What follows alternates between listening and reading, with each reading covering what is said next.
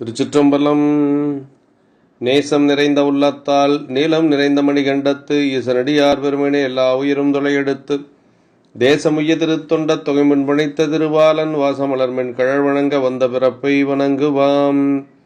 தில்லைவாளந்தனரை முதலாக சீர்படைத்த தொல்லையதாம் திருத்தொண்ட தொகையடியார் பதம் போற்றி ஒள்ளையவர் பிராணக்கதை உலகறிய விரி துரைத்த செல்லுமடி குன்றத்தூர் செக்கிழாரடி போற்றி.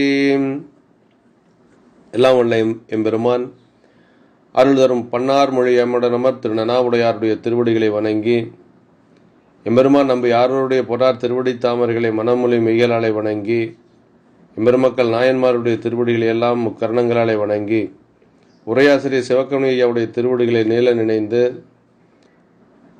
அடியனுடைய ஞானாசிரியர் பெருந்தகையார் விஜயமகட சொக்கலிங்க ஐயாவுடைய திருவடிகளை வணங்கி அடியார் பெருமக்களுடைய திருவடி தாமர்களை எல்லாம் வணங்கி அமைகின்றேன்.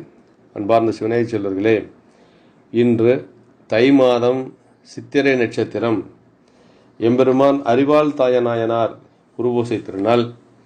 அறிவாள் தாயநாயனார் சோழ நாட்டிலே கனமங்கலம் என்று சொல்லக்கூடிய ஒரு பதி, திருவாரூரிலிருந்து திருத்துறைப்பூண்டி செல்லக்கூடிய வழியிலே இருக்கக்கூடிய ஒரு பதியிலே வேளாளர் குலத்திலே ஒரு தலைமை பெற்ற ஒரு பெருமகனாராக அவதரித்த பெருமகன். அவர் மனையறத்திலே சிறந்து விளங்கிய ஒரு பெருமகனார். பெருமானுடைய திருவடி தாமரைகளை அவர் விடாது பற்றி கொண்டு பெருமானுக்கு தினந்தோறும் அவர் செந்நெல் அரிசியும் செங்கீரையும் மாவடுவும் அவர் நாள்தோறும் கொண்டு வந்து பெருமானுக்கு திரு அமுது செய்விக்கக்கூடிய பணியில் நிலைத்து நின்றவர்.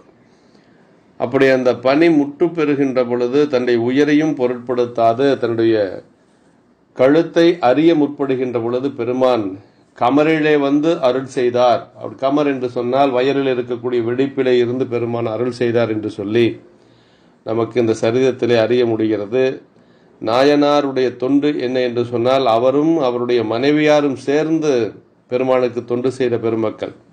இளையான்குடி மாறநாயனார் அவருடைய துணைவியாரும் சேர்ந்து தொண்டு செய்தது போல, சிறுத்தொண்ட நாயனார் அவருடைய மனைவியார் திருவெண்காட்டு நங்கையும் சேர்ந்து தொண்டு செய்தது போல பல நாயன்மார்கள் நம்முடைய தொன்று புராணத்திலே மனைவியோடு சேர்ந்து சிவப்பணி செய்திருக்கிறார்கள். அதிலே அறிவாள்தாய நாயனாரும் அவருடைய திருமனைவியாரும் 2 பேரும் சேர்ந்து தொண்டு செய்ததனால 2 பெருமக்களும் சேர்ந்து பெருமான் திருவடிப்பேர் அடைந்ததாக நமக்கு நாம் சரிதத்தில் அறிய முடிகிறது. இந்த சரிதத்தை தெய்வ சேக்கிழாரடிகள் 23 திருப்பாடல்களிலே நமக்கு விரித்துரைக்கிறார். அதில் திருத்தொண்ட தொகை ஆசிரியர் நமக்கு அருளி செய்கின்ற பொழுது எஞ்சாத வார்த்தாயன் அடியார்க்கும் அடியேன் என்று சொல்லி அருளுகிறார். அதாவது எஞ்சாய வாழ்த்தாயன் அப்படின்னா குறைவுபடாத அறிவாலையுடைய தாயனாரின் அடியார்களுக்கு நான் அடியனாவேன் அப்படின்னு சொல்றார்.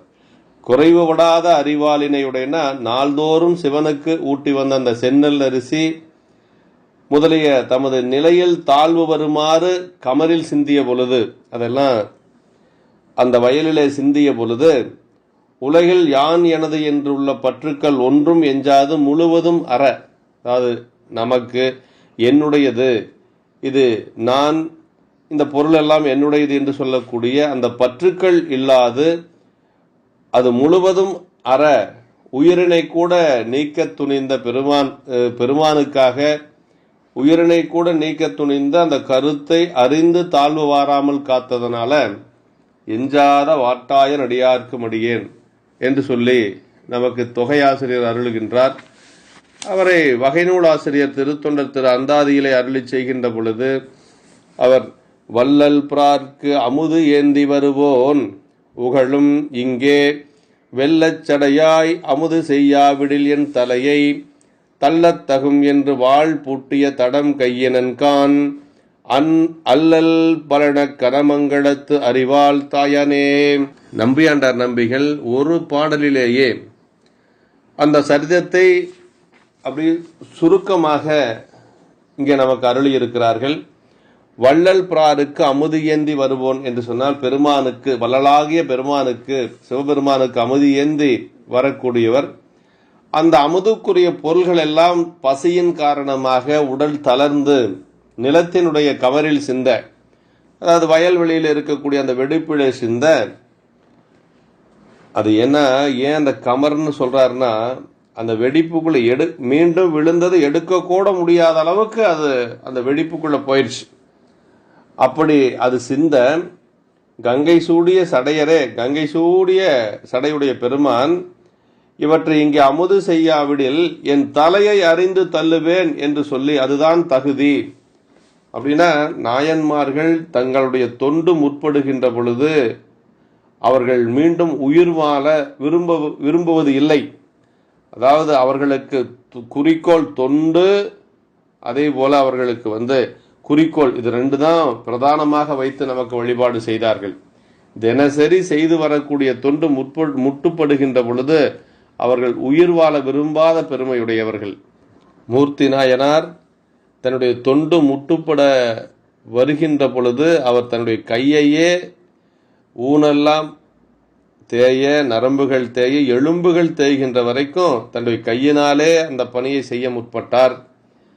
இப்படி நமக்கு பல நாயன்மார்கள் தங்களுடைய உயிரை பொருட்படுத்தாது, தங்களுடைய உடல் துன்பங்களை பொருட்படுத்தாது அவர்கள் தொண்டு செய்து பெருமானுடைய திருவடி பேர் அடைந்திருக்கிறார்கள்.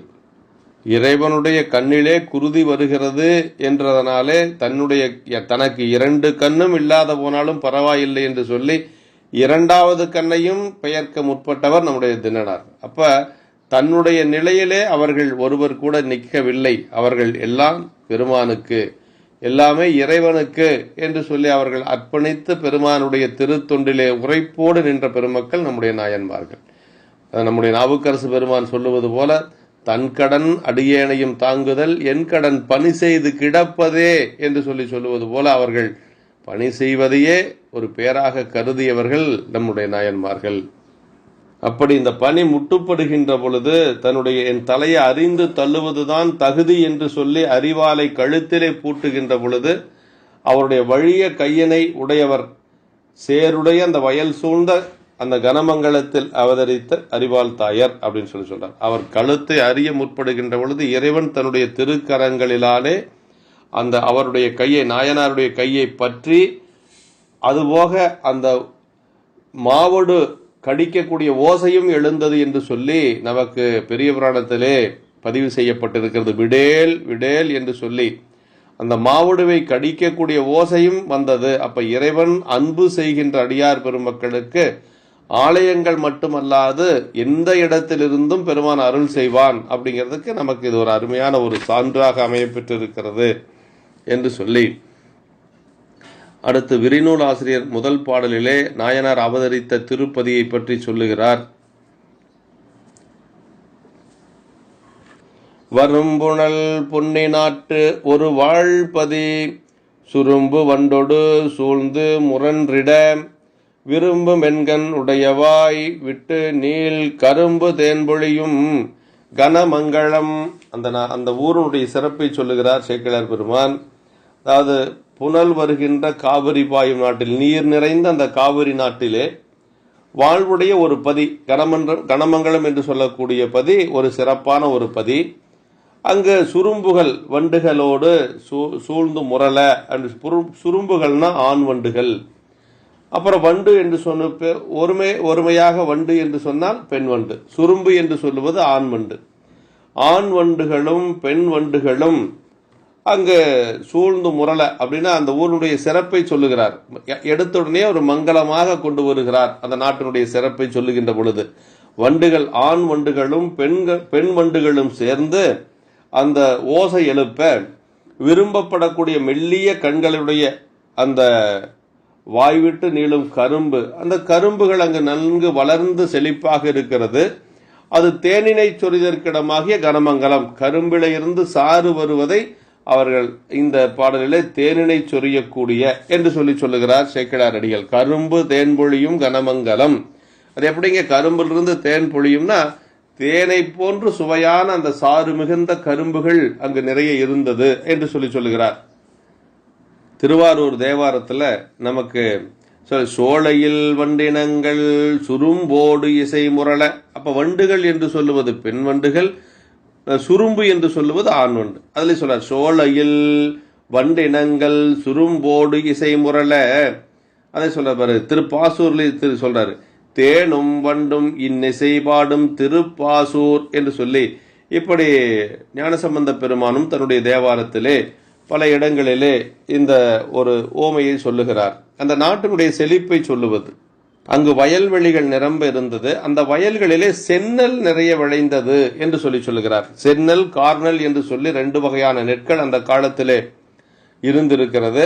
ஒவ்வொரு அரிசிக்கும், அந்த நெல்லினுடைய அரிசிக்கு ஒரு குணம் உண்டு.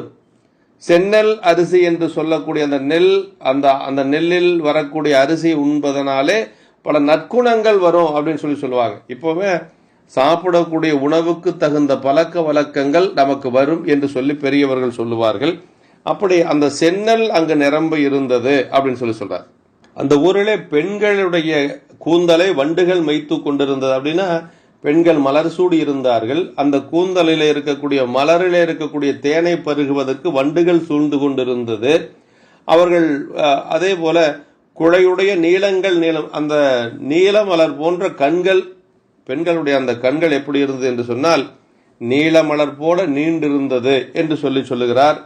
அப்புறம் என்ன சொல்றார், அவர்கள் கழுத்தின் குழையுடைய நீளங்கள் நீளும், குலைவாக செய்யப்பட்ட நீலமணிகளுடைய அணிகள் விளங்கியது என்று சொல்லுகிறார். கயல் மீன்கள் பாய்வதற்கிடமாகிய வயல்களின் பக்கத்துள்ள குளத்திலும் அந்த குலைகளுடைய நீலோற்பழங்கள் நீண்டு படர்ந்து போக்கும். பெண்களுடைய கண்களும் நீலமலர் போல் இருந்தது. பெண்களுடைய கண்களுக்கு இன்னொரு ஓமை சொல்லுவார்கள், கயல் மீன்களை சொல்லுவார்கள். அந்த குளங்களிலும் கயல் மீன்களும் நிரம்பிருந்தது, நீல மலர்களும் பூத்து குலுங்கி கொண்டிருந்தது என்று சொல்லி அந்த நீல மலர்களையும் அந்த கயல் மீன்களையும் பெண்களுக்கு ஓமையாக சொல்லப்பட்டிருக்கிறது. அப்படிப்பட்ட அந்த சிறப்பான பதியிலே ஒரு அறநெறி உடைய ஒரு மனை வாழ்க்கை வாழ்ந்து வந்தவர் நாயனார் அப்படின்னு சொல்றார். அக்குளப்பதி தன்னில் அறநெறி தக்க மாமனை வாழ்க்கையில் தங்கினார். தொக்க வானதி தொன்மையில் ஓங்கிய மிக்க செல்வத்து வேளாண் தலைமையார். நல்ல செல்வத்தையுடைய அந்த வேளாண் குலத்திலே அவதரித்தவர் அப்படிங்கிறார். அந்த நல்ல பதியில் தர்ம வழியிலே, நல்ல ஒரு தர்ம வழியிலே தகுதி வாய்ந்த பெருமையுடைய இல்வாழ்க்கையில் தங்கியவர் அப்படிங்கிறார். நல்ல ஒரு இல்வாழ்க்கையை அவர் நடத்தி வந்திருக்கிறார். ஏனென்று சொன்னால் அவருடைய மனைவியாரும் இவருடைய தொண்டுக்கு துணை நின்று இருக்கிறார். இவர் நிவேதனம் செய்வதற்கு பெருமானுக்கு கூட எடுத்து செல்லுகின்ற பொழுது அவரும் அந்த பொருள்களை ஒரு கூடையில வைத்து அவரும் இவர் பின்னாடியே அவரும் அந்த அம்மாவும் சென்று அந்த பணியை செய்திருக்கிறார். திருநீலநக்க நாயனார் பெருமானை சாத்தமங்கையிலே இறைவனை வழிபாடு செய்கின்ற பொழுது வேண்டிய பொருள்களை அந்த அம்மா தான் எடுத்து கொடுப்பாங்களாம். இவர் இறைவனுக்கு அர்ச்சனை செய்கின்ற பொழுது, அபிஷேகங்கள் செய்கின்ற பொழுது கூட இருந்து அந்த அம்மா தான் எடுத்து கொடுத்தாங்க. அது மாதிரி இப்ப அறிவாள் தாய நாயனாருடைய துணைவியாரும் அவருக்கு வேண்டுவன செய்யக்கூடிய ஒரு கடப்பாட்டிலே நின்றிருக்கிறார். அதனாலதான் என்ன சொல்றார், தக்க மாமனை வாழ்க்கையில் தங்கினார். தொக்க மாநிதி தொன்மையில் ஓங்கிய மிக்க செல்வத்து வேளாண் தலைமையார். பெருநிதியினால் மிகுதியாகிய செல்வம் நிறைந்த வேளாளர் குலத்திலே அவர் அவதரித்திருக்கிறார். மிகச்சிறந்த ஒரு செல்வாக்குடைய ஒரு குடும்பம். ஒரு நல்ல மனை வாழ்க்கைக்கு பெரியவங்க என்ன சொல்லுவாங்கன்னா, அதாவது பிறன்மனை நயவான் அரண்மனை வாழ்க்கை அப்படிம்பார். பிறன்மனை நயவாதவர்கள் அந்த அரண்மனையிலே வாழக்கூடியவர்கள் என்று சொல்லி, அதுக்கும் அந்த எப்படி ஒரு நல்ல மனை வாழ்க்கை இருக்க வேண்டும் என்பதற்கு நமக்கு பெரியவர்கள் சொல்லி இருக்கிறார்கள். இவருடைய திருப்பெயர் தாயனார் அப்படின்னு சொல்லி இந்த பாடல்ல சொல்றாருங்க. தாயனார் எனும் நாமம் தரித்துளார் சேயகாலம் தொடர்ந்தும் தெளிவிலாம் மாயனார் மண் கிளைத்தும் அறியாத தூய நான் மலர்பாதம் தொடர்ந்து உள்ளார். தாயனார் எனும் நாமம் தரித்துள்ளார் சேயகாலம் தொடர்ந்தும் தெளிவிலா அப்படிங்கிற. அப்படின்னா இவருடைய திருப்பெயர் தாயனார். அந்த பெயரை தாங்கியவர். நெடுங்காலங்கள் தொடர்ந்திருந்தும் தெளிதலில்லாத திருமாலானவர் மண்ணை தோண்டி தேடியும் அறியாத அந்த தூய புதிய மலர் போன்ற பாதங்களை தொடர்ந்துள்ளவர். அது இறைவன் திருமாலும் பிரம்மனும் நீண்ட நாட்கள் தேடி காண முடியாத திருவடிங்க. புக்கனைந்து புரிந்தலர் இட்டிலர், நக்கனைந்து நறுமலர் கொய்திலர், சொக்கனைந்த சுடரொளி வண்ணனை மிக்கு காணலுற்றார் எங்கு இருவரே. லிங்கபுராண குறுந்தொகையில அப்பர் சாமிகள் சொல்லுகிறார். ஏன் திருமாலும் பிரம்மனும் இறைவனுடைய திருவடியும் திருமுடியும் காண முடியவில்லை அப்படிங்கிறதுக்கு அங்க சொல்றார். புக்கணைந்து புரிந்தலர் இட்டிலர். அலர் என்று சொன்னால் மலர். அன்பு கொண்டு பெருமானுடைய திருவடிக்கு மலர் போட்டு அவர்கள் வழிபாடு செய்யவில்லை. பூவும் நீரும் கொண்டு அவர்கள் பெருமானை பூசிக்கவில்லை. அதனால் அவர்களால் காண முடியவில்லை என்று சொல்லுகிறார். அப்ப அதான் சொல்றார், அப்படிப்பட்ட திருவடி படர்ந்த பேரொளி பன்மணி வீதிதான் இடர்ந்த ஏனமும் அன்னமும் தேடுவார் தொடர்ந்து கொண்டவன் தொண்டருக்கு தூது போய் நடந்த செந்தாமரையடி நாருமாள். திருவாரூர் நகர சிறப்புல சேக்கிழ பெருமான் அருளுகிறார். அதாவது திருமாலும் பிரம்மனும் தேடி காண முடியாத அந்த திருவடி திருவாரூரிலே சுந்தரமூர்த்தி சாமிகளுக்கு தன்னுடைய தொண்டருக்கு தூது போனது. ஒரு இரவில் 2 முறை தூது போனது. அந்த தாமரை போன்ற திருவடிகள் சிவந்தது, நொந்தன என்று சொல்லுகிறார். இன்னும் அந்த தாமரை போன்ற திருவடிகள் நொந்ததனால அந்த திருவீதி இன்னும் மணந்து கொண்டிருக்கிறது என்று சேக்கிழார் பெருமான் அப்படி சொல்றார். அப்ப திருமால் பிரம்மன் போன்ற பெரியவர்கள் எல்லாம் காண முடியாத திருவடி அடியார்களுக்காக எளிவந்த பிரானாக இங்கு நம் இல்லங்கள் தோறும் எழுந்தருளி செங்கமல பொற்பாதம் தந்தருளும் சேவகனை அங்கனரசை அடியோங்கட்கு ஆரமுதை என்று நம்முடைய வாதவூரடிகள் சொல்லுவார். பந்தனை விரலியும் நீயும் நின் அடியார் பழங்குடில் தோறும் எழுந்தருளிய பரனே அப்படி சொல்ல பாருங்க. அதாவது நீயும் உன்னுடைய உமையம்மையும் பழங்குடில் தோறும் எழுந்தருளிய பரனே, குடிலாக இருந்தாலும் சரி இறைவன் அங்கு அன்பு இருந்தா வருவான் அப்படிங்கிறதுக்கு சொல்ற. அப்ப நாயனார் அவ்வளவு பெருமானுடைய திருவடியிலே பற்று வைத்திருக்கிறார். ஞானசம்பந்த பெருமான் கோழிலி தேவாரத்தில் சொல்றார், தாவியவன் உடனிருந்தும் காணாத தற்பரன் என்று சொல்லுகிறார் ஞானசம்பந்த பெருமானுடைய தேவாரத்தில். அப்ப திருமாலே காண முடியாத அந்த திருவடி அடியார்களுக்கு எளிவந்த பிரானாக பெருமான் வந்து காட்சி கொடுத்தார். அதாவது இன்னதன்மையன் என்று அறிய ஒன்னா எம்மானை எளிவந்த பிரானை. யாருக்கு அரியவன் யாருக்கு எளியவன் அப்படின்னா தேவர்களுக்கு அரியவன், அடியார்களுக்கு எளியவன். கனவிலும் தேவர்க்கு அரியாய் போற்றி நினைவிலும் நாயேனுக்கு அருளினை போற்றி என்று நம்முடைய வாதபுரடிகள் சொல்லுகிறார். இப்படி அத்தூய நான்மலர் பாதம் அப்படின்னு தூயன்னா தூய நான்மலர் பாதம், பெருமானுடைய திருவடி தூய நான்மலர் பாதம் தொடர்ந்துள்ளார்னா தூய்மை, அப்படி இயல்பாகவே பாசங்களில் நீங்கக்கூடிய இறைமைத்தன்மை அப்படிங்கிறார். அதாவது நம்மெல்லாம் பாசங்கள் இருந்து நீங்கிறோம் ஒரு முக்தி காலத்துல பக்குவம் வருகின்ற பொழுது. ஆனா இயல்பாகவே பாசங்களில் நீங்கியவன் யாருன்னா அத நின்மலன் என்று சொல்லக்கூடிய நம்முடைய பெருமான்.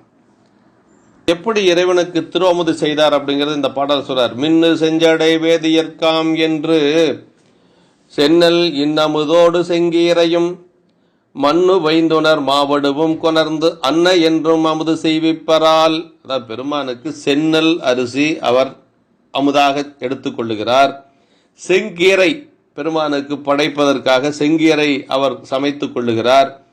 அப்புறம் சாமிக்கு மாவடு ஊறுகாய் வேணுமா பாருங்க, எப்படி யோசிச்சிருக்கிறார். மாவடு தான் ரொம்ப சிறந்த ஊறுகாய்ன்னு சொல்லுவாங்க. ஊறுகாயில ரொம்ப சிறந்தது மாவடு. பழ ஊறுகாய் இருந்தாலும் அந்த மாவடுவை எடுத்துக்கொண்டு தினசரி அவர் பெருமானுக்கு நிவேதனம் செய்கிறார் அப்படிங்கிறார். சென்னல் அரிசி செங்கீரை மாவடு இதுதான் அவர் பெருமானுக்கு நிவேதித்த பொருள்கள். மின்னு செஞ்சடை அப்படிங்கிறார். அப்படின்னா சாமியினுடைய திருச்சடை அப்படின்னா மாலையின் தாங்குருவோ போலும் சடைக்கற்றை என்று அற்புத திருவந்தாதியில சொல்லுகிறார். மின்வண்ணம் எவ்வண்ணம் அவ்வண்ணம் வீழ் சடை என்று பொன்வண்ணத்து திரு அந்தாதியில நமக்கு அருளை பெற்றிருக்கிறது. இப்படி தாயனார் அமுது செய்வித்து வழிபட்ட இறைவர் எந்த ஆலயத்துல திரு தண்டலை நீநெறி என்று சொல்லக்கூடிய ஆலயங்க. இந்த தண்டலை நீநெறி என்று சொல்லக்கூடிய ஆலயம் திருவாரூருக்கு வருகின்ற, அதாவது திருத்துறைப்பூண்டியிலிருந்து திருவாரூர் வரக்கூடிய வழியில இருக்கக்கூடிய ஒரு அற்புதமான ஒரு திருப்பதி. அந்த பெருமானத்தான் இவர் வழிபாடு செய்திருக்கிறார். அதாவது சென்னல் இன்னமுதோடு அப்படின்னா அவருக்கு பிடித்தது சென்னல் அரிசிங்க, அதை இறைவனுக்கு கொடுக்கிறார். அதாவது அருளாளர்கள் எப்படின்னா அவர்களுக்கு பிடித்ததை பெருமானுக்கு படைப்பார்கள். அதுதான் கண்ணப்ப நாயனார் செய்தார். அந்த இறைச்சியும் அந்த இறைச்சியோடு தேனும் கலந்து, தேனுமது கலந்தது தித்திக்கும் என மொழிந்தார் அப்படிம்பார் சேக்கிழார் பெருமான். அவர் எப்படி அமுது படைத்தார் அப்படிங்கறது சொல்றார். கொழுவிய தசைகள் எல்லாம் கோளினில் தெரிந்து கோர்த்தங்கு அழலுறு பதத்தில் காட்சி பள்ளினில் அதுக்கி நாவில் பழகிய இனிமை பார்த்து படைத்தை விரைச்சி சால அழகுது நாயனீரே அமுது செய்தருளும் என்றார் அப்படின்னு சொல்றார். அப்படியே கொழுவ நல்ல ஒரு சதைக்கறிகளை எல்லாம் எடுத்து கோடியிலே கோர்த்து அப்படியே வதக்கி அது எப்படி அழலுறு பதத்தில் காட்சி, ரொம்ப அழகு. அதாவது ரொம்ப திடுன்னு முழங்குச்சுன்னா கறி எல்லாம் வெந்து போயிடும், தீஞ்சு போயிடும். அதனால அழலுறு பதத்தில் காட்சி அப்படி சிம்மில் வச்சு வாட்டினார் அப்படிங்கிறாருங்க.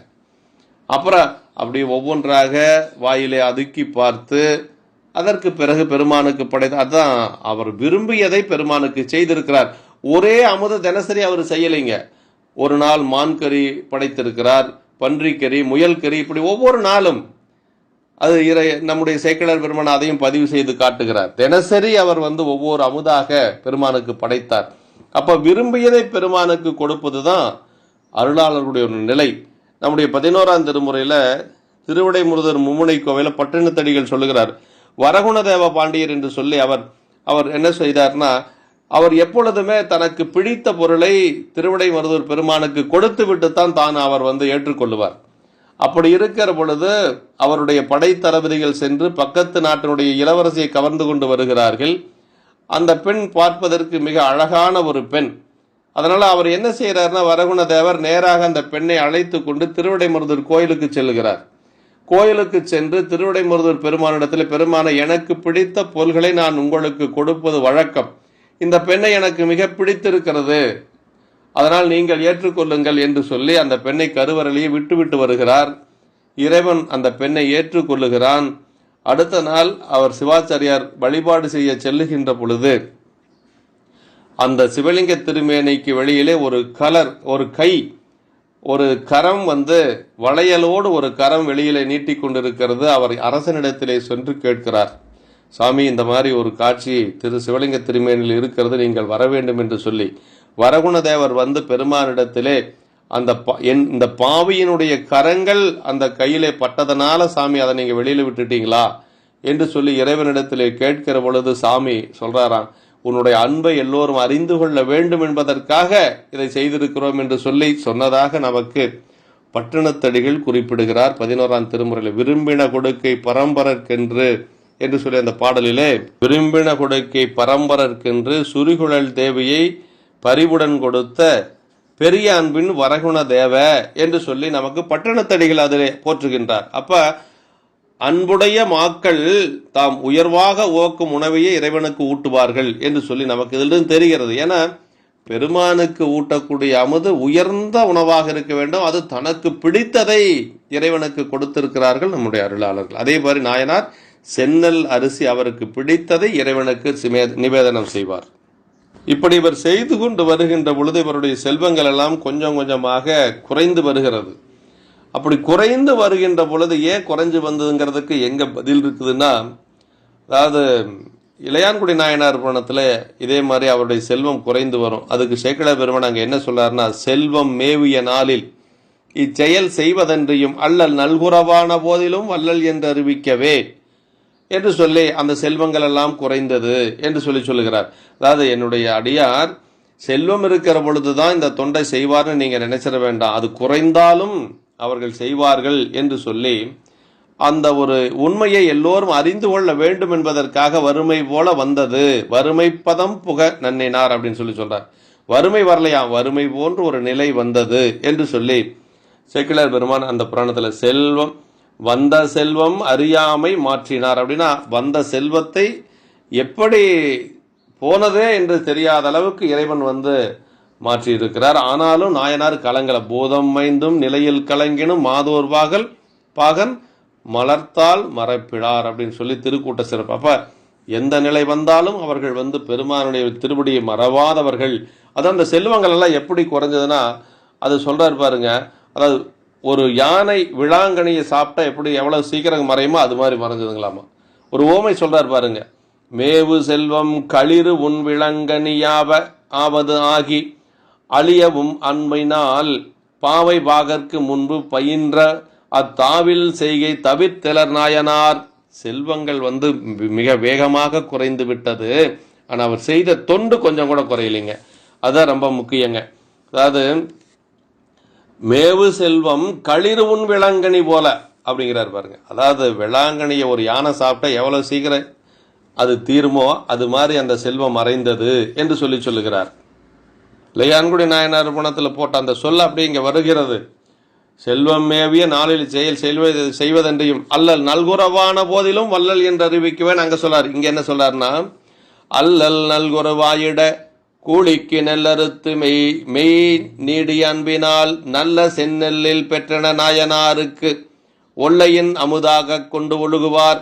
செல்வம் குறைந்தது, அவர் மனது தளரவே இல்லைங்க. அவர் என்ன செஞ்சார்னா கூலி வேலைக்கு போனார். கூலி வேலைக்கு சென்று நெல் அறுவடை செய்வதற்காக செல்லுகிறார். அதனால கூலிக்கு நெல் அறுக்க போறாரு. அந்த நெல் அறுக்க போகின்ற பொழுது கூலிக்கு நெல் கொடுப்பார்கள். அந்த எந்த நெல் அறுக்கிறார்களோ அந்த நெல்லை கொடுப்பார்கள்.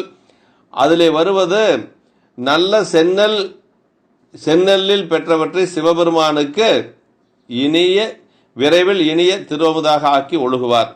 செந்நெல் வந்ததுன்னா உடனடியாக பெருமானுக்கு அதை அரிசியாக்கி அதை அமுது படைப்பதற்காக வேகமாக செய்வாராம்.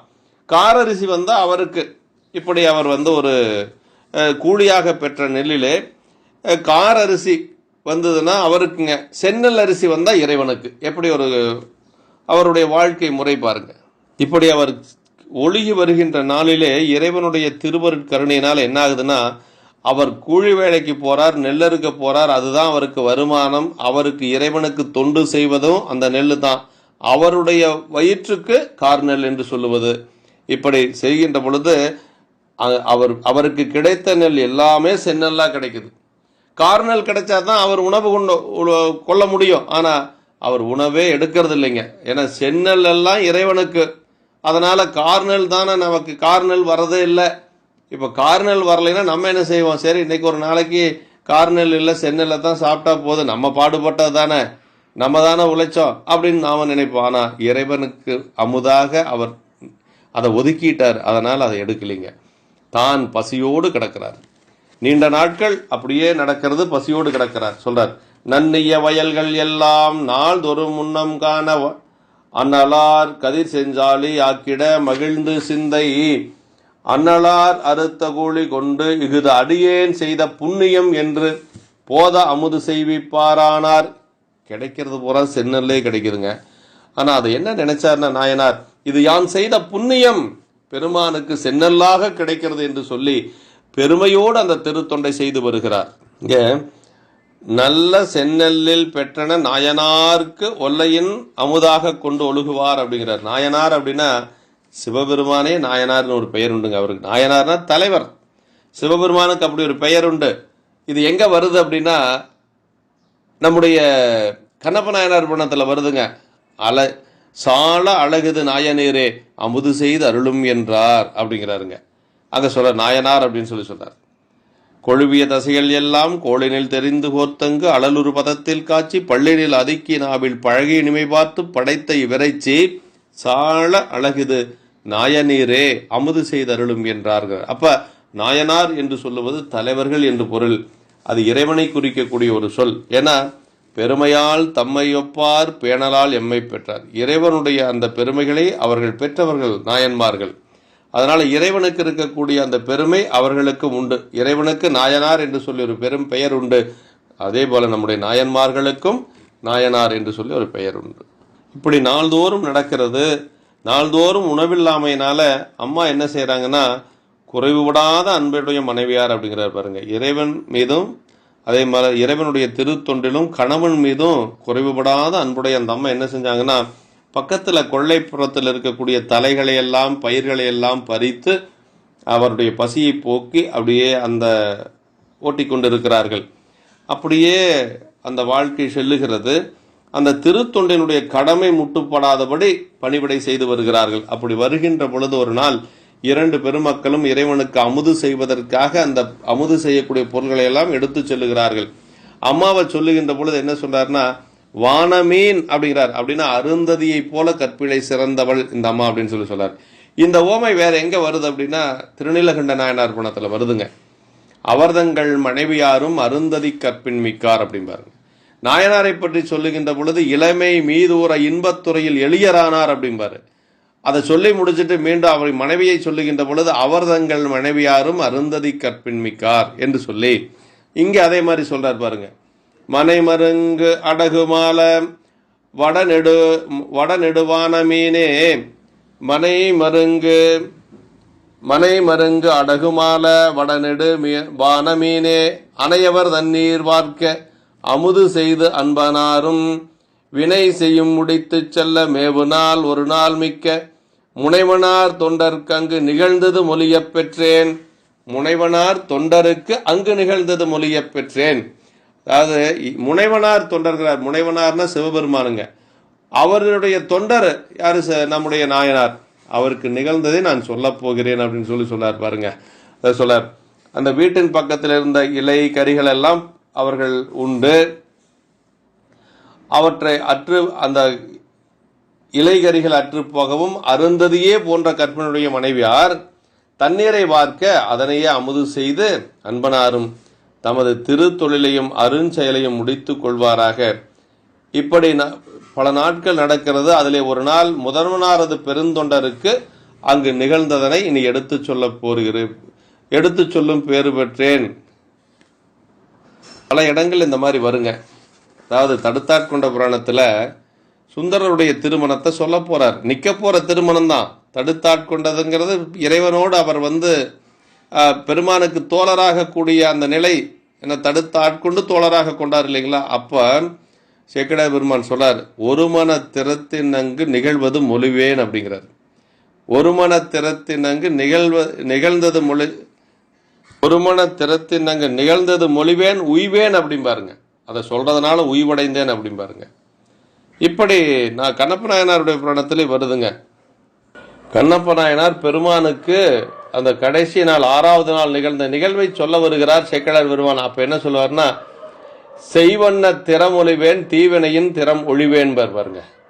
செய்வண்ண திறம் மொழிவேன், இங்க அடுத்தது தீவினையின் திறம் ஒழிவேன் அப்படிங்கிறார். இங்க செய்வண்ண திறம் மொழிவேன், அவர் செய்த அந்த பூசையனை சொல்ல புகுகிறேன், என்னுடைய தீவினைகள் எல்லாம் ஒழிய பெற்றேன் அப்படிங்கிறார். இனிமேல் தான் சொல்ல போறாரு, ஆனா அதுக்கு முன்னாடியே வினைகள் ஒளிந்ததுங்கிறார். அது மாதிரி இந்த இடத்துல நாயனார் அறிவாள் தாய நாயனார் கூடத்திலேயே அதாவது அவருடைய தொண்டர் அடியாருடைய பெருமைகளை சொல்லுவதை ஒரு பெருமையாக ஒரு புண்ணியமாக கருதுகிறார் சேக்கிழார் அடிகள். முனைவனார் தொண்டருக்கு அங்கு நிகழ்ந்தது மொழிய பெற்றேன் அப்படிங்கிறார். அதை சொன்னதுனால நான் உய்வடைந்தேன், எடுத்து சொல்லும் பேறு பெற்றேன் அப்படின்னு சொல்றார். அருள் நிகழ்வுகளை சொல்லுவதும் புண்ணியம், கேட்பதும் புண்ணியம். அதனாலதான் தொண்டர் புராணத்துக்கு அவ்வளவு பெருமை. தொண்டர்தம் பெருமை சொல்லவும் பெரிதே என்று சொல்லி அவைப்பாட்டி சொன்னது காரணம், அதை சொல்லுவதும் கேட்பதுமே ஒரு பெருமை, ஒரு பேரு, ஒரு பெரும் புண்ணியம் என்று சொல்லுவார்கள். அளவில்லாத பெருமையராகி அளவில்லா அடியார் புகழ் கூறுகேன், அளவில்லாத பெருமையுடையவர்கள் அடியார்கள் என்று சொல்லுவதற்கு காரணம் அதுதான். அடுத்து சொல்றார், முன்பு போல் முதல்வனாரை அமுது செய்விக்க மூலம் அன்பு போல் தூய, அதாவது அவருடைய அன்பு போல அந்த பொருள்கள்லாம் இருந்துதான். நிவேதன பொருள்கள் தூய செந்நெல் அரிசி, மாவடு, செங்கீரை இதையெல்லாம் எடுத்துட்டு போறார். இப்ப தினசரி போற மாதிரி அவர் எடுத்துக்கொண்டு செல்லுகிறார். அவருக்கு பின்பு அவருடைய மனைவியாரும் தேவையான பொருள்களை எல்லாம் எடுத்துக்கொண்டு செல்லுகிறார்கள். முன்பு போல் முதல்வனாரை அப்படிங்கிறார் பாருங்க. முதல்வனார்னா சிவபெருமானே முழு முதல் கடவுள் அப்படிங்கிறார். முன்னவனே முன்னின்றால் முடியாத பொருள் உள்ளதோ எங்க சொல்றார்?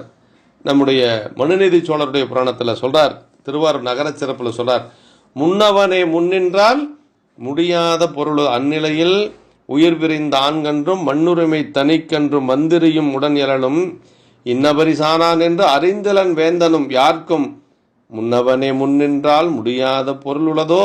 இறந்த கன்றுக்குட்டி உயிர் பெறுகிறது, இறந்த இளவரசர் உயிர் பெற்று எழுகிறார். மன்னவனுக்கு ஒரே ஆச்சரியம் தாங்க முடியல. அப்பதான் சேக்கிழ பெருமான் சொல்றாரு, இதெல்லாம் நடக்குமா அப்படின்னா, ஒரு உடம்புல இருந்து ஒரு உயிர் பிரிந்து விட்டால் மீண்டும் அந்த உடம்புக்குள்ள போவது நியதி இல்லை. ஆனா இங்க யார் முன்னாடி நிக்கிறாங்க? ஆரூர் பெருமான் நிற்கிறார். அதான் சொல்றார், முன்னவனே யாருக்கும் முன்னவனே முன்னின்றால் முடியாத பொருள் உள்ளதோ. இங்க எல்லாம் நம்ம இலக்கணம் பேசக்கூடாது. இறைவனுடைய திருவருள் தான் இங்க மையமாக வைத்து போற்றப்படுவது. பாருங்க, அரிசியைத்தான் சொல்றாரே வழியா அரிசி சாதத்தை சொல்லலீங்க. அது ரொம்ப நுட்பம். அரிசியைத்தான் சொல்றார், மாவடு சொல்றார், ஆனா அரிசியைத்தான் சொல்லியிருக்கிறார். அப்ப அரிசி கொண்டு போய் மடப்பள்ளியில வைத்துத்தான் பெருமானுக்கு அமுது படைக்கணுமா. சேக்கோனிய உரையில் எழுதுறாரு. அதாவது செந்நெல் அரிசி, மாவடு, மென்கீரை இவற்றின் தன்மைகள் எல்லாம் சொல்லியாச்சு. அங்கு சமைப்பித்து அமுது செய்வது என்று குறிக்க அரிசி முதலாக கூறினார். இறைவர்க்காகும் திருவமுது திருக்கோயிலுக்குள் திருமடப்பள்ளியில் செய்யத்தக்கது என்பதும் வெளியில் சமைத்து கொணர்வது தகாது என்பதும் ஆகமங்களில் விதிக்கப்பட்டது. பாருங்க, ஆகம விதிப்படி அந்த பொருள்களை ஆலயத்திற்கு எடுத்து சென்று அங்கதான் சமைச்சிருக்கிறார். அதனாலதான் அரிசிகள் எல்லாம் அந்த கமரிலே சிந்தியது, சென்னல் அரிசி சிந்தியது, சோறு சிந்தல, அரிசி தான் சிந்துது. அப்ப எதையுமே ஒரு சேக்கிழாரடிகள் சொல்லுகின்ற பொழுது நுட்பமா சொல்லியிருக்கிறார். சென்னல் அரிசி. அப்ப பெருமானுக்கு நிவேதனம் எங்க செய்யணும்னா அர்ச்சகர்கள் வீட்டுல செஞ்சு எடுத்துட்டு போகக்கூடாதுங்கிறத சொல்றாரு. நம்ம அர்ச்சகர்கள் அப்படி செய்யறது இல்லை. யாராவது ஒரு சிலர் அப்படி செய்தாலும் ஆகமத்துக்கு அது புறம்பானது. இப்ப பெருமானுக்கு நிவேதனம் எங்க செய்யணும்? மடப்பள்ளியில தான் செய்யணும் அப்படிங்கிறது இதுல இருந்து தெரியுது. கூட அந்த அம்மா ஆணைந்து ஏந்தி சென்றிருக்கிறார்கள். அப்ப தினசரி ஆணைந்து என்று சொல்லக்கூடிய பஞ்சகவியத்தினாலே பெருமானுக்கு திருமுழக்காட்டியிருக்கிறார்கள். ஆணைந்து அந்த அம்மா ஏந்தி கொண்டு செல்லுகிறார். பசுவினுடைய 5 பொருள்களையும் அம்மா கையில் எடுத்துட்டு போயிருக்காங்க. இப்ப அவர் எடுத்துக்கொண்டு செல்லுகிறார்கள். 2 பெருமக்களும் வயல்வெளிக்கு சென்று விடுகிறார்கள். வயலை கடந்துதான் அந்த கோயிலுக்கு போகணுங்க. அந்த தண்டலை நீனறி போன அடியார்களுக்கு தெரியும். அந்த வயல்களிலே செல்லுகின்ற பொழுது இவருக்கு சென்னல் அரிசி தான் கிடைச்சது. அதனால காரரிசி கிடைச்சாதான் இவர் சாப்பிட்டிருப்பார். இவர் சாப்பிடாத பசியின் காரணமாக கால் தளர்ந்து அந்த அந்த இதுல விழுந்து விடுகிறார். அந்த வயலிலே விழப்போகின்றார். மனைவியாரும் அவரை தாங்கி பிடிக்கிறாங்க, பிடிக்க முடியல. அதனால விழுந்து விடுகிறார். விழுந்ததுனால எல்லாம் ஆணைந்து அவர்கள் கொண்டு வந்த அத்துணை பெருமானுக்கு கொண்டு வந்த அத்துணை பொருள்களும் அங்கு அந்த வயலிலே சிந்தி விடுகிறது. அது கண்டு பூதநாயகராகிய பெருமானின் தொண்டராம் தாயனார், அறிவாள் தாய நாயனார், இனி எதற்கு நாம் அங்கு செல்லுவது? ஏன்னா இறைவனுக்கு செய்யக்கூடிய தொண்டு முட்டுப்பட்டு விட்டது. கீழே சிந்தியதை எடுக்கவும் முடியாது. அதனால இனி நாம் அங்கு சென்று பெருமானை அங்கு சென்று என்ன செய்ய போறோம்? இன்று செய்து வந்த தொண்டு முட்டுப்பட்டு விட்டதே என்று சொல்லி வருந்துகிறார். சுந்தரமூர்த்தி சாமிகள் திருவாரூர் இருக்கிற பொழுது மடத்திற்கு தேவையான அத்துணை அரிசிகளையும் குண்டையூர்கிழார் தான் கொடுத்தாருங்க. ஒரு குண்டையூர்கிழாருக்கு அந்த ஒரு ஊர்ல வறுமை வருகின்ற பொழுது ஒரு நாள் நெல் கொடுக்க முடியல. நெல் கொடுக்க முடியவில்லை என்று சொல்லி குண்டையூர்கிழார் அந்த இரவு முழுக்க தூங்கலைங்க. இரவு முழுக்க தூங்காத பெருமானுடைய திருவடியே நினைந்து கொண்டிருக்கிறார். சுந்தரருடைய திருவடியை நினைந்து கொண்டிருக்கிறார். அப்பதான் சுந்தரமூர்த்தி சாமிகள் அந்த பதிகம் பாடி, நீல நினைந்தடிய நித்தலும் கைதொழுவன் என்று சொல்லக்கூடிய பதிகம் பாடி அதற்கு பிறகு நெல் மழையே பெருமான் கொடுக்கிறார். அப்ப தினசரி செய்து வரக்கூடிய தொண்டு முட்டு பெறுகின்ற பொழுது அந்த உண்மையான அடியார்கள் தொண்டர்கள் அதை அவர்களால் ஏற்றுக்கொள்ள முடிவது இல்லை. அவர் என்ன செய்யறாருன்னா, இதற்கு மேல் நாம் இந்த உடம்பில் உயிரை தாங்கி இருந்து என்ன பயன் என்று சொல்லி தன்னுடைய உயிரை மாய்த்து கொள்ளுவதற்கு முற்படுகிறார். நல்ல செங்கீரை தூய மாவடு அரிசி சிந்த அல்லல் தீர்த்த ஆல வல்லார் அமுது செய்தருளும் அப்பேறு எல்லையில் தீமையேன் இங்கு எய்திடப் பெற்றிலேன் என்று ஒல்லையில் அறிவால் பூட்டி ஊட்டியை அறியலுற்றார். இதுக்கு மேல நம்ம தொண்டு முட்டுப்பட்டு விட்டது என்று சொல்லி இதற்கு மேல் நாம் இருக்கக்கூடாது என்று சொல்லி தன்னுடைய கருத்திலே அறிவாலை பூட்டி அவர் உயிரை மாய்த்து கொள்ள முற்படுகிறார்.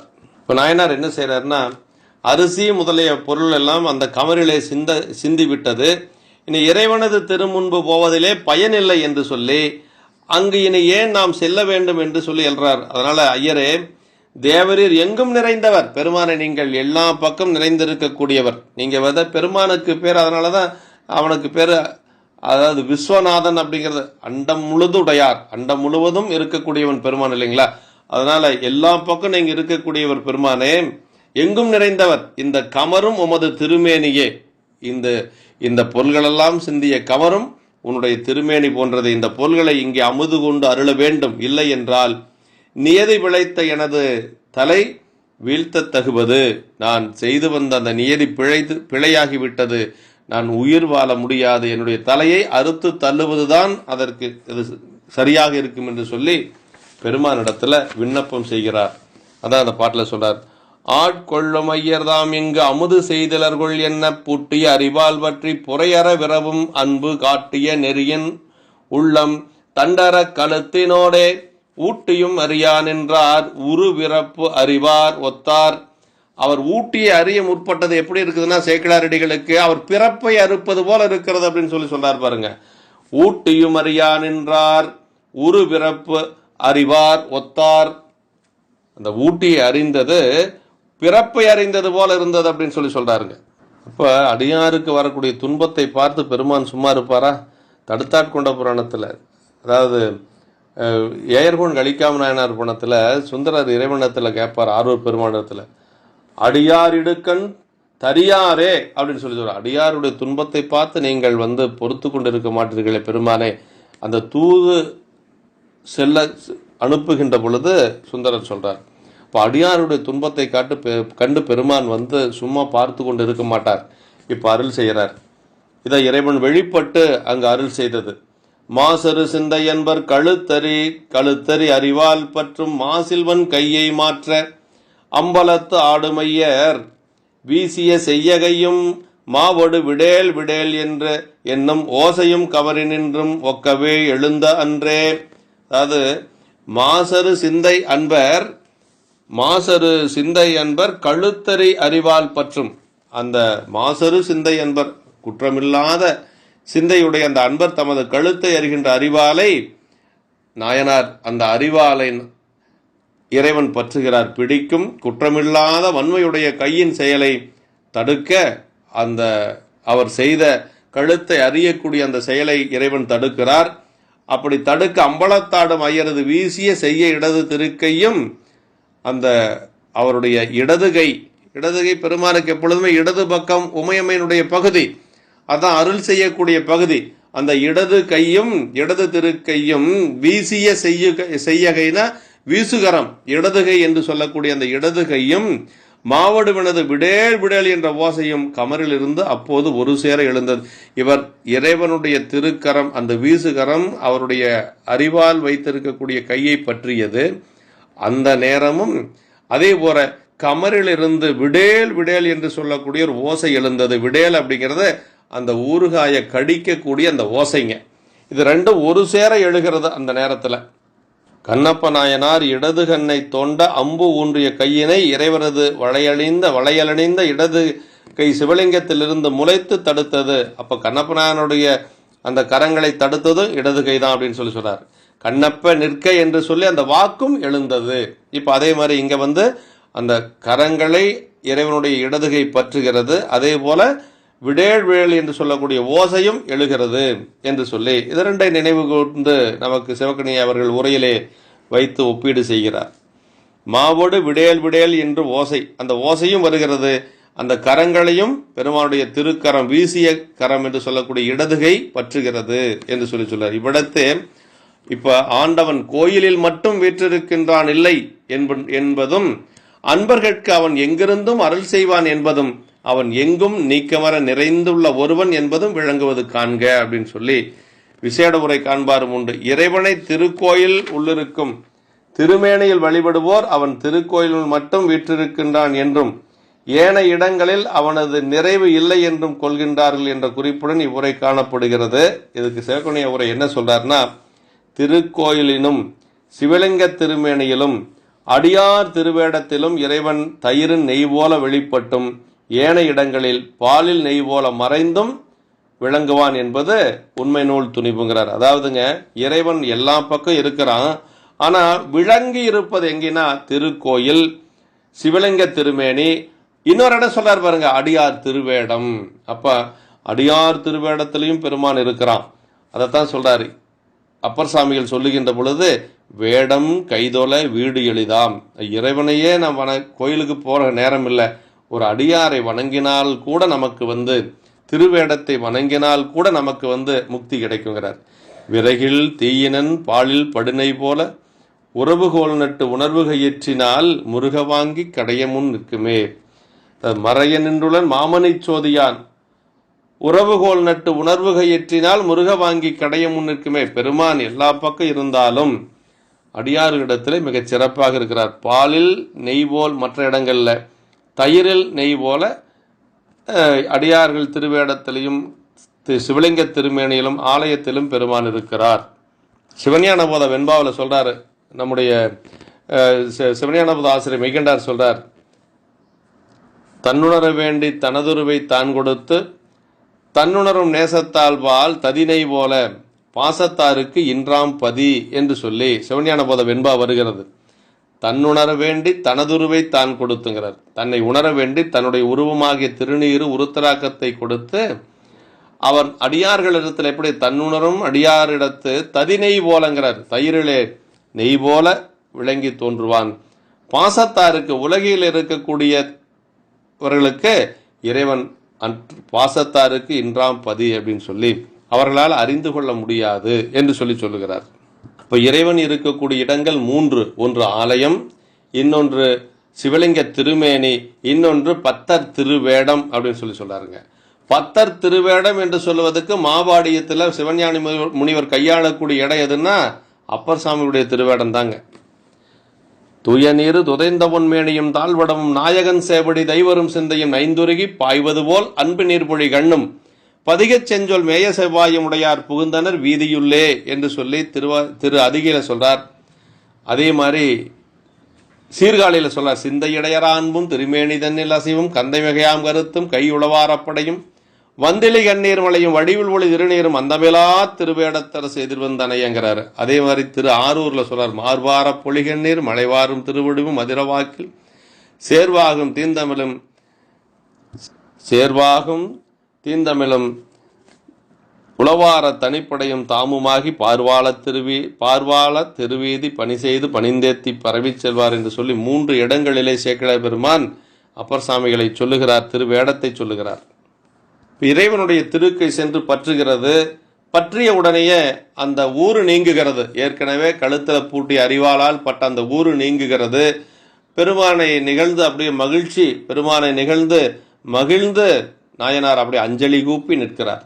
திருக்கை சென்று அறிவால் பற்றும் தின்கையை பிடித்த போது வெறுக்கொடங்கு ஊறு நீங்க வெவ்வினை விட்டு நீங்கி பெருக்கவே மகிழ்ச்சி நிட தம்பிரான் பேணி தந்த அருட்பெரும் கருணை நோக்கி அஞ்சலி கூப்பி நின்று அப்படி இறைவனுடைய திரு கருணையை நோக்கி அஞ்சலி கூப்பி நின்று பெருமான் வந்து நம்முடைய நாயனார் அப்படியே பெருமானை போற்றி செய்கிறார், வழிபாடு செய்கின்றார். அருமையான திருப்பாடல் இது. இது அமுது படைக்கின்ற பொழுது இந்த பாடலாம் சொல்லுவாங்க. அடியனேன் அறிவிலாமை கண்டும் என் அடிமை வேண்டி படிமிசை கமரில் வந்து இங்கு அமுது செய் வரனே போற்றி துடியடை பாகமான தூயனற் சோதி போற்றி பொடியணி பவளமேனி புரிசடை பிராண போற்றி அடியனேன் அறிவிலாமை கண்டும் என் அடிமை வேண்டி. ரொம்ப முக்கியம்.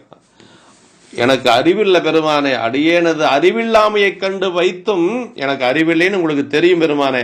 ஆனா என்னுடைய அடிமையை வேண்டி பொருட்படுத்தி நிலத்தின் மேல் கமரிலே வந்து இங்கு அமுது செய் பரனை கமரிலே வந்து அமுது செய்த இறைவனே உன்னுடைய திருவடியை வணங்குகின்றேன். துடி போன்ற இடையுடைய உமையம்மையாரை ஒரு பாகத்தினுடைய தூயனற் சோதியே உன்னை போற்றுகின்றேன். திருநீற்றினை அணிந்த பவளம் போன்ற திருமேனியையும் புரி சடையையும் உடைய பிராணனே போற்றி போற்றி. அப்படி துடியடை பாகமான தூயனற் சோதி போற்றி பொடியணி பவளமேனி புரிசடை. இறைவன் திருமேனியில திருநீர் அணிந்திருக்கிறான் அப்படிங்கிறத சொல்றாரு பாருங்க. பொடியணி பவளமேனி புரிசடை. அப்ப திருநீர் அவ்வளவு முக்கியம். வேட தலைமை பெற்றது திருநீர். மெய்ப்பொருள் நாயனார் பண்ணத்தில் சொல்றார். திருநீற்று அதாவது எப்படி சொல்றாருன்னா பரவிய திருநீற்றன்பு பாதுகாத்து உயிப்பீர் என்று புறவலர் மன்றிலாடும் பூங்கடல் சிந்தை செய்தார் மெய்ப்பொருள் நாயனார் பண்ணத்துல. அதே மாதிரி களரிற்றறிவார் அரசர் அவர் அந்த வண்ணானை பார்த்து சொல்லுகிறார். திருநீற்று வார வேடம் நினைப்பித்தீர் வருந்தாதே ஏகுமென முளைந்தார் அப்படின்னார். அடியனேன் அடி வண்ணான் அப்படின்னு சொன்ன இவர் அடிச்சேரன். திருநீற்று வாரவேடம் நினைப்பித்தீர் வருந்தாத ஏகுமென முளைந்தான். அப்ப திருநீற்றுக்கு அவ்வளவு சிறப்பு. இறைவனே பூசி இருக்கிறார். மெய்யை முற்றப்பொடி பூசியோர் நம்பி வேதம் 4 விரித்தோதியோர் நம்பி பதிகத்துல பாடுறார் திருமுதுகுன்றத்துல. இப்ப அவர் அப்படி போற்றி செய்கிறார். இறைவன் அவருக்கு அருள் செய்கிறார். இந்த பாட்டுல சொல்றார் பாருங்க. என்றவர் போற்றி செய்ய இடப வாகனனாய் தோன்றி. அப்படி பெருமான் இடப வாகனத்திலே தோன்றி காட்சி கொடுக்கிறார். இடப வாகனனாய் தோன்றி நன்று நீ புரிந்த செய்கை நன்னுதல் உடனே கூட என்று நம் உலகில் வாழ்வா என்றவர் உடனே நன்ன மன்றுளே ஆடுமையர் மழவிடை உகைத்து சென்றார். அதாவது என்ன சொல்றார்? என்றவர் போற்றி செய்ய இப்படி நாயனார் அவரை போற்றி செய்கிறார். இடம வாகனனாக பெருமான் வெளிப்பட காட்சி கொடுத்து நீ புரிந்த செய்கை நன்று அப்படிங்கிறார். அப்ப பெருமான் அந்த தொண்டை ஏற்றுக்கொள்ளுகிறார்.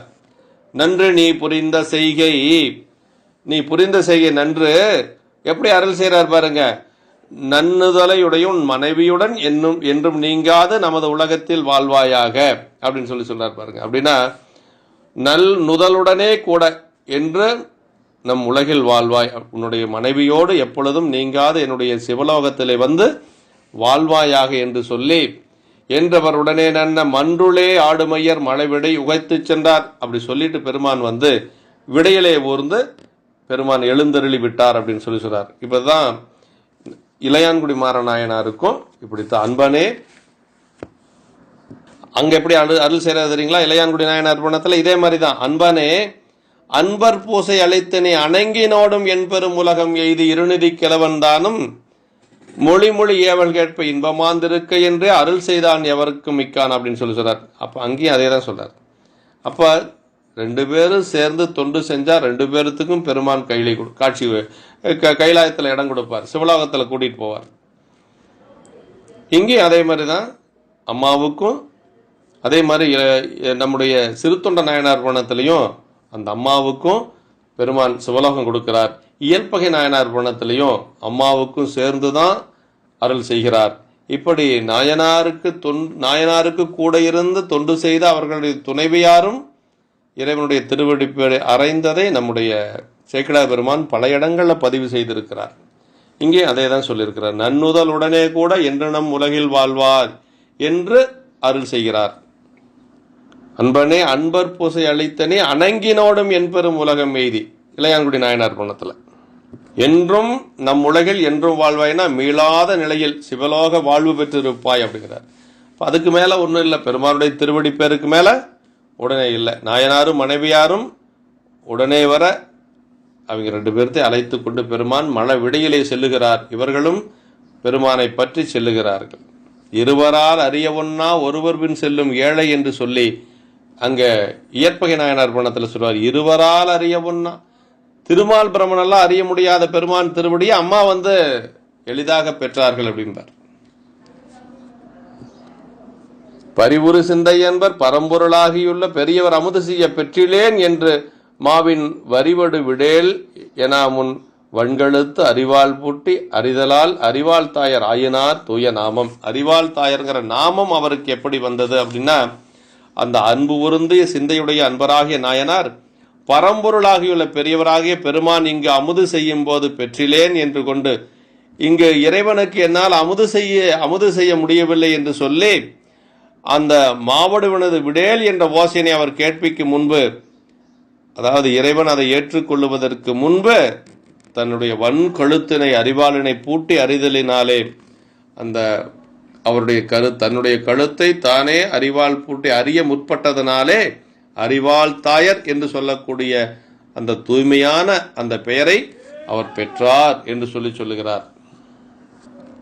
முன்னிலை கமரேயாக முதல்வனார் அமுது செய்ய செந்நெல்லின் அரிசி சிந்த செவியுற வடுவின் ஓசை அந்நிலை கேட்ட தொண்டர் அடியினை தொழுது வாழ்த்தி மண்ணும் ஆனாயர் செய்கி அறிந்தவா வழுத்தலுற்றேன் என்று சொல்லி அந்த பெருமான் கமரையே இடமாக கொண்டு அந்த சிந்திய செந்நெலரிசி முதலிய சிந்திட கமரே முன்னிலையாக அவை சிந்திய அந்த கமரே முன்னிலையாக இறைவன் திருமுது செய்தருள, இறைவன் அங்கு திருமுது செய்தருள அந்த விடேல் என்ற ஓசையை தமது காதுகள் பொருந்த கேட்டதாகி பேறு பெற்ற அந்த நாயனாரது திருவடி தாமர்களை தொழுது துதித்து அவருடைய திருவடியின் துணையாலே அடுத்த நாயனாராக இருக்கக்கூடிய ஆணாயர் செய்கையை நான் அறிந்தவாறு வழுத்துகிறேன் என்று சொல்லி சேக்கிழாரடிகள் இந்த சரித்திரத்தை நிறைவாக்கி காட்டுகிறார் என்று சொல்லி இந்த நாளிலே நம்முடைய அறிவால் தாய நாயனாருடைய திருவடிகளை சிந்தித்து அவர் எப்படி பெருமானுக்கு